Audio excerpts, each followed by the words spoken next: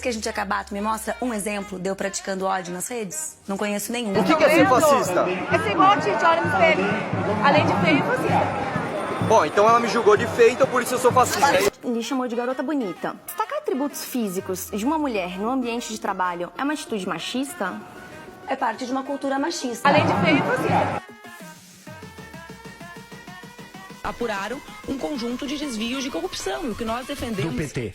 De vários partidos. Sim, e do não presidente, apenas do... o ex-presidente Lula. Quando eu concluí o raciocínio, claro, eu chego lá. Que claro. tu fizeste várias perguntas em uma, eu tô tentando responder uma a uma. Legal, obrigado. Pra ser fiel ao que tu perguntaste. Obrigado. Então, o que nós sabemos e que defendemos é que as pessoas que tiverem comprovadamente envolvimento nos ilícitos estejam presas. Eu sempre manifestei dessa forma, o Haddad sempre se manifestou dessa forma. De outro lado, ocorre um conjunto de julgamentos que são notoriamente políticos, né? Alguém questiona o envolvimento político quase militante do juiz Sérgio Moro? Eu questiono. Bom, a população tá vendo ele desfilando por aí, né? Alguém questiona, ele não desfila só abraçado em Tucanos, viu? Não. Não? Ele desfila. Primeiro, eu não acho que ele desfila. Tu não acha que ele desfila? Não. Ele cumpriu as suas atribuições, tanto que a condenação do TRF da 4ª Região de 9 anos saltou para 12 anos e 1 mês. Claro, com a pena igual entre todos os magistrados, né? Sim. Claro, tantas vezes você tem decisões unânimes. Você acha que foi um acerto? Não, eu acho que o que nós defendemos é que o presidente Lula seja julgado até a última instância com a velocidade que é adequada. Quer dizer, indulto tá fora, então a possibilidade. Ele jamais pediu indulto, ele quer ser julgado. E não será dado indulto. Ele jamais possível pediu, governo do qual a senhora faz parte. O que nós defendemos, e o Haddad tem dito publicamente em todas as ocasiões, é que nós faremos exatamente aquilo que o presidente Lula pediu. Por sua plataforma, mas a candidata é do Partido Comunista do Brasil. Quer dizer, portanto, se mantém o nome até hoje que acredita no comunismo.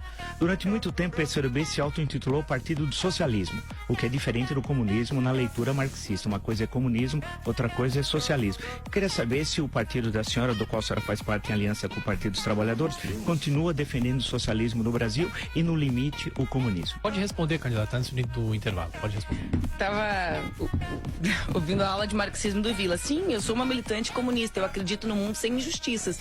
Então, mas defende o comunismo? Isso que eu queria saber. Eu estou te apresentando o que nós defendemos. Mas defendemos... o comunismo, sim, social... eu sou comunista, defendo o mundo sem injustiças. Na vida Socialização dos meios de produção, estatização, portanto, toda a economia. Não, isso, só para saber. Não, eu estou te respondendo o que eu defendo. Né? No nosso programa, tu pode pegar, está escrito, nós temos o que nós chamamos de novo projeto de desenvolvimento para o Brasil, centrado na retomada da atividade industrial e em algumas reformas que nós consideramos estruturantes para o Brasil se desenvolver. A reforma da Previdência não está entre as nossas, a reforma trabalhista, como foi feita, não está entre as nossas. Quais as nossas reformas? Uma reforma tributária que desonere, né, a maior parte da população, que são os mais pobres. Isso, inclusive, está no nosso programa de governo com a Haddad. Tu já viste a nossa proposta que até 5 salários mínimos a população não paga imposto de renda? Então... O Bolsonaro fala a mesma coisa. Ele falou que defende 20% para todo mundo. Não, acima né? de 5, acima de 5. Isenção até 5 também. Estou muito feliz de ser parceira de chapa do Haddad e de nós unificarmos pessoas a partir do nosso programa. Mesmo o Renan Calheiros da vida? Nós temos um projeto para o Brasil, né? E esse nosso projeto é o projeto que nós já governamos e já mostramos o que podemos fazer, né? E o Haddad foi digamos assim, um dos pilotos desse programa durante os anos do governo Lula. Não incomoda né? ter o Renan Calheiros do lado eu não me incomodo com o nosso programa, com a nossa... Não me incomodo com... Você percebe que você está contornando a pergunta. Eu não estou contornando. E foi usado pelo PT durante 13 anos e destruíram o BNDES e tal. Agora, recentemente, o novo presidente do BNDES disse que só para Venezuela e Cuba dava um prejuízo de 1 bilhão e 100 milhões de reais. Eu queria saber que no eventual governo do qual a senhora fará parte, caso o PT vence e o PCdoB vence as eleições, se vão continuar empréstimos para a ditadura venezuelana, para a ditadura cubana, se é que a senhora considera esses países ditadura, vai continuar do mesmo jeito? Última resposta, candidato. Se nós ganharmos, o BNDES vai voltar a cumprir um papel de desenvolvimento do nosso país. Os bancos de fomento vão emprestar para a Venezuela e Cuba? Com juros baixos e, do ponto de vista diplomático, o Brasil voltará a manter laços que cultivem a paz, sobretudo na nossa região, professor. Por quê? Porque cada pessoa que defende a soberania nacional, seja das Forças Armadas, ou seja, cidadão civil do Brasil, torce para que os conflitos regionais diminuam. Continuar apoiando Venezuela e Cuba, isso é o que eu queria, sim ou não? candidato? Nós não apoiamos Venezuela e Cuba, Não, acha que são professor, no ditaduras? BNDES. Não houve esse apoio. Os empréstimos. essas distorções. Porto de Mariel. Mas os empréstimos garantiram o desenvolvimento das nossas empresas. Mas não pagaram. O próprio presidente do BNDES, Diogo de Oliveira, disse 1,1 bilhão de reais. O que... O Lula está acima do bem e do mal para vocês? Por que não colocar um pouco de crítica, um olhar crítico sobre o que aconteceu e sobre o comportamento da justiça? Nada do que o Palocci falou tem fundamento, nada. Eu não sou porta-voz da esquerda, né? Eu sou militante Mas a sua opinião sobre isso? A sua opinião sobre ele, sobre os processos que recaem sobre ele, as acusações? Então, eu volto, eu não sou porta-voz da esquerda. Eu sou militante e dirigente de um partido, que é o PCdoB. Eu não acho que ele está acima do bem e do mal. Usam muito na atualidade aquela frase de que não há ninguém acima da lei. Eu defendo que no Brasil não haja ninguém acima da lei e ninguém abaixo dela, né? Então, para isso, a necessidade de provas, né? Todos os brasileiros devem ser julgados com base em provas, né? E as provas, elas têm que ser materializadas. Eles são políticas? Ele é réu em 7 processos, são todos políticos? As acusações necessariamente não, né? Mas o julgamento é que não pode ser. As pessoas podem ser acusadas de qualquer coisa, mas para elas serem condenadas, há necessidade de provas. Isso é o que eu defendo para todas as brasileiras e brasileiros. Provas consideradas por Moro para condenar Lula. Documentos apreendidos na casa de Lula sobre o triplex. Vai faltar dedo na mão. Documentos apreendidos na sede da cooperativa Bancoop. Documentos apreendidos na OAS. Notas fiscais da OAS e outras empresas contendo itens da reforma do imóvel. Mensagens do celular de Léo Pinheiro, ex-presidente da OAS, se referindo ao projeto do chefe e para marcar com a madame.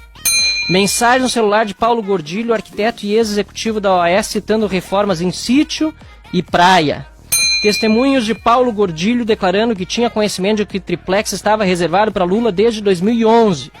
Mensagem no celular de Marcos Ramalho, executivo da OAS, citando visita ao triplex de Fábio Luiz, filho de Lula, em 2014.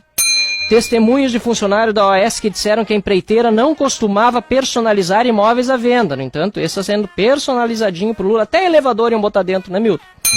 Testemunho de gerente da OAS que disse ter acompanhado visita de Lula e Marisa ao triplex no início de 2014, mas aquela foto nunca existiu. Testemunho de engenheiro da OAS que disse que acompanhou a visita de Marisa e Fábio ao apartamento em agosto de 2014.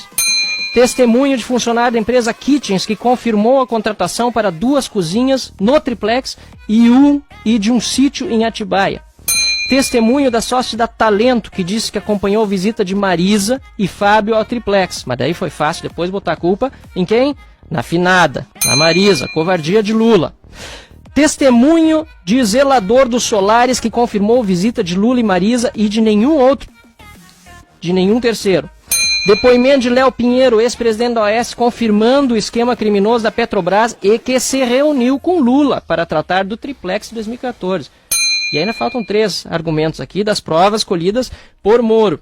Depoimento de Agenor Franklin Magalhães Medeiros, diretor da área de óleo e gás da consultora OAS, confirmando o pagamento de propinas à Petrobras e que ouviu que o triplex e o sítio em Atibaia seriam debitadas do crédito do PT com vantagens indevidas. Nota do Instituto Lula de 2014 com incongruências e contradições do próprio Lula, que fez questão de falar diante de Moro no seu interrogatório. Isso nós estamos falando só do triplex. Tem ainda o sítio, tem os recibos falsificados, enfim. Tanta prova, tanto documento, e mesmo assim petista diz que não tem prova na sentença do Moro para condenar Lula.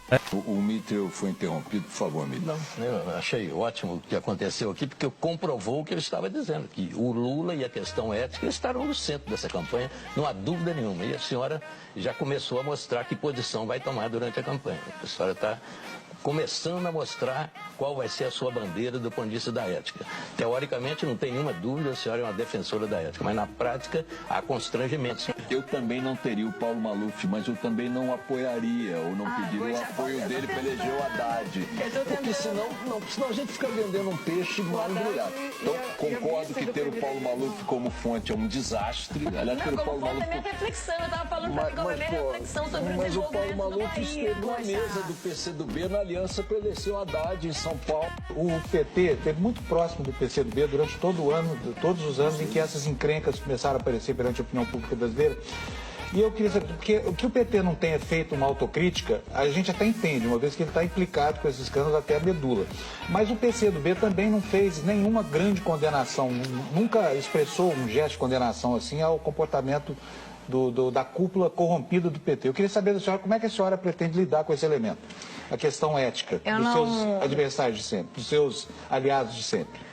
A questão ética, para mim, não é objeto de debate, né? Ela é obrigação de quem tem compromisso com a sociedade, com os bens públicos. Tem acontecido, deputada. Você não vai debater ética nessa eleição, vamos debater o quê? Não, o que eu quero dizer, Boechat, é que ela não é um atributo que a gente pode se dar o direito de trazer ou não para si. Ela é uma obrigação de quem tem responsabilidade. Não é uma escolha. Não é uma escolha, e os né, com a vida pública. Deixa ela responder o nosso Agora, eu não sei o que tu valoras como um grande ato. Né? Nós cuidamos do nosso partido, né? Cabe a nós. Vocês estiveram juntos com o PT no pior momento da história do PT. E nós temos uma avaliação de que nós construímos transformações importantes no Brasil mas naquele a questão momento. Da ética agora, do companheiro, quer dizer, era um jogo de poder que tinha o PCdoB associado. Não estou falando associado à bandalheira do PT, mas o PCdoB era um parceiro de alguém que tinha uma conduta absolutamente... Não houve uma condenação pública, deputada. Não, quem tem que debater isso é a justiça. E eu espero que a justiça faça, sim, com relação... Sim, condenação, quem condena é quem, Boechat. Por exemplo, se a senhora levantar e der um chute no Mitre, que é um idoso, eu vou condená-la, não preciso esperar a justiça se pronunciar. Mas para nós, o tema da ética não é um tema que cabe grandes debates. Nós cuidamos do nosso partido. Falou o que irá fazer se o PT ganhar as eleições. Legalização do aborto. Eu defendo que o aborto seja tratado como um tema de saúde pública no nosso país. Ele é um tema de saúde pública e precisa ser tratado assim. Portanto, nós temos que rever, debatendo com a nossa população, a legislação atual. Mas, em tese, a escolha é da mulher, é da mãe. Em tese, a escolha, não, na minha visão, não é em tese. Na minha visão, deve ser escolha da mulher. Perfeito. Legalização das drogas. A descriminalização das drogas, da maconha em especial, né? Eu defendo a tributação das drogas e acho que o Brasil precisa fazer essa discussão, sim. Num comércio legal, é isso? Um comércio legal, mas não qualquer comércio. Eu acho que o Brasil precisa debater, né, de forma científica e não moral o tema do impacto de cada uma das drogas, inclusive das que já são lícitas, né, na violência.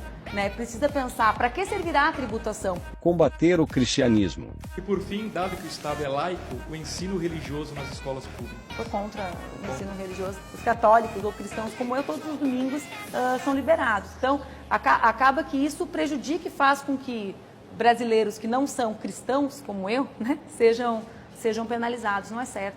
Os católicos ou cristãos como eu, brasileiros que não são cristãos como eu, Fala, Camila.